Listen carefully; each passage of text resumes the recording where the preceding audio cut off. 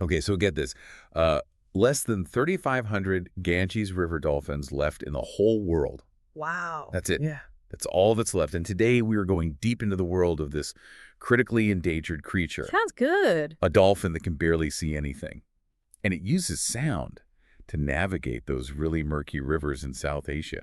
Yeah, it's interesting. You might know it as the Susu. Right. And its story is one of incredible adaptation, cultural significance, and a fight for survival. Yeah, and I think what is so fascinating about the Ganges River dolphin is that its fate is really closely tied to the health of the rivers. It's like a canary in a coal mine. Right. So its presence or absence can tell us a lot about the state of the whole ecosystem. Okay, so it's a bioindicator. Exactly. But how does that actually work? Like, what can changes in the dolphin population, like, how does that reveal anything about the river's health? Well, so imagine you start to see a decline in dolphin numbers in a particular stretch of the river. Right. That could be a sign of increased pollution, like industrial runoff or agricultural pesticides. Yeah.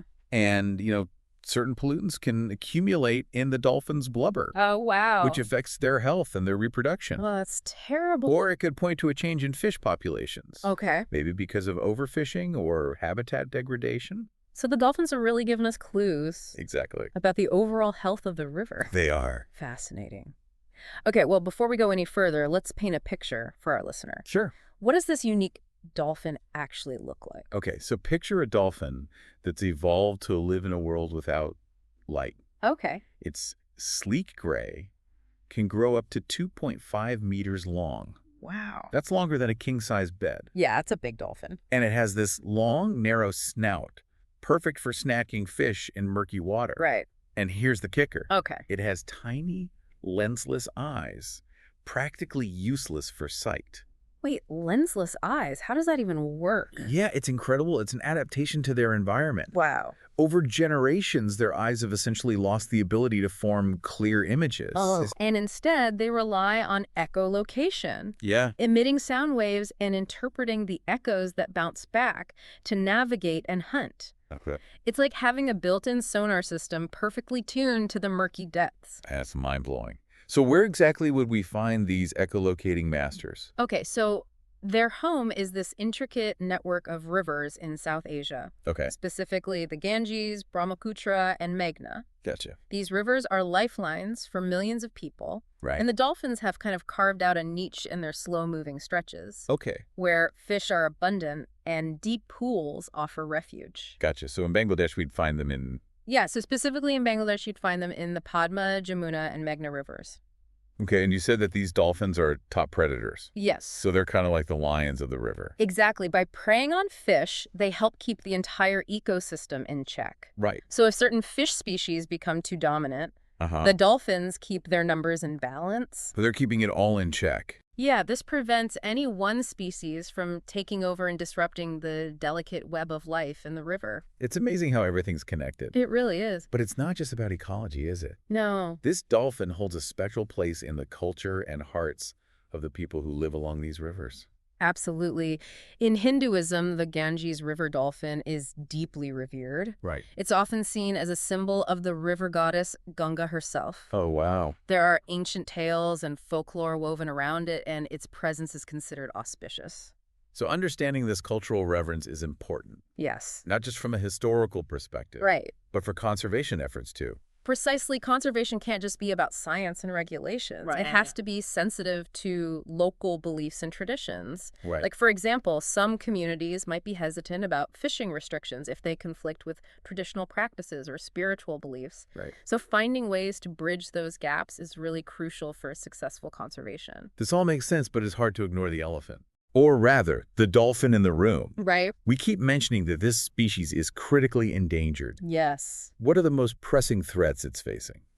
Well, unfortunately, the list is long. Okay. It's a mix of human activities and environmental challenges. Right. Pollution is a major one. Yeah. Industrial waste, agricultural runoff, sewage. Yeah. It all ends up in the rivers, Yeah. contaminating the water and harming the dolphins. Uh-huh. Then there's dam construction, Right. which fragments their habitat and disrupts the natural flow of the rivers. That makes sense. Yeah, And I imagine those dams also interfere with the dolphin's sacred status exactly. in certain areas, right? Yes. Creating conflict between development and cultural beliefs. Absolutely, you're right. It's a complex issue, and it highlights the need for a holistic conservation approach Yeah, that considers both ecological and cultural values. definitely.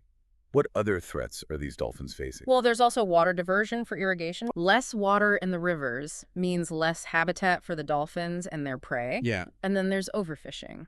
Okay. Sometimes dolphins get accidentally caught in fishing nets, Yeah. which can be fatal. It's a sad reality. Yeah. And of course, we can't forget about climate change, Right. which is adding even more pressure to these already fragile ecosystems. Yeah, climate change is a game changer. Right. It's altering rainfall patterns, leading to more extreme floods and droughts and changing water temperatures. Yeah. All of these things disrupt the delicate balance of the river system, making it even harder for the dolphins to survive. So it sounds pretty dire, but are there any glimmers of hope?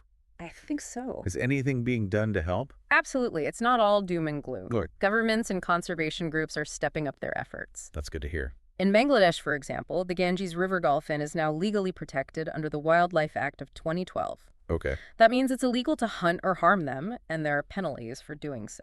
That's a good first step. But laws are only effective if they're enforced, right? Right. What about on-the-ground actions? Yeah, well, there are some really promising initiatives underway. Okay. For example, several dolphin sanctuaries have been established in key areas. Okay. These sanctuaries provide safe havens for the dolphins, protecting them from fishing activities and other threats. Are those sanctuaries truly effective? I mean, they're showing positive results, Okay. but it's not without its challenges. Sure. Enforcing boundaries, minimizing human disturbance, and ensuring adequate prey availability within the sanctuaries Right. all require ongoing effort and resources. So it sounds like a combination of legal protection, habitat preservation, and community engagement is key to the dolphin's survival. Exactly. There's also a big push for more sustainable fishing practices. Right. Things like using dolphin-friendly nets that reduce the risk of accidental entanglement. Okay. And public awareness campaigns are crucial to educate communities about the importance of the species and how they can help protect it. It's clear that this is a transnational issue Yes. as these rivers flow through multiple countries. Right. Is there enough international cooperation to tackle this challenge? That's the million-dollar question. Yeah.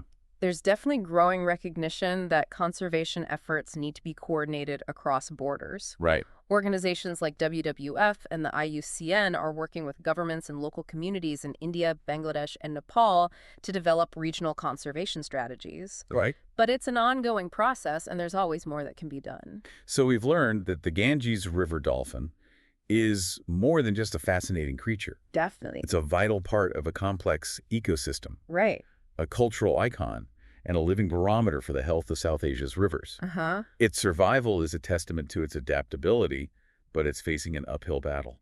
Yeah, and I think the dolphin story reminds us that we're all interconnected. Even if we live thousands of miles away from the Ganges River, our actions can have ripple effects on the environment. It raises an important question.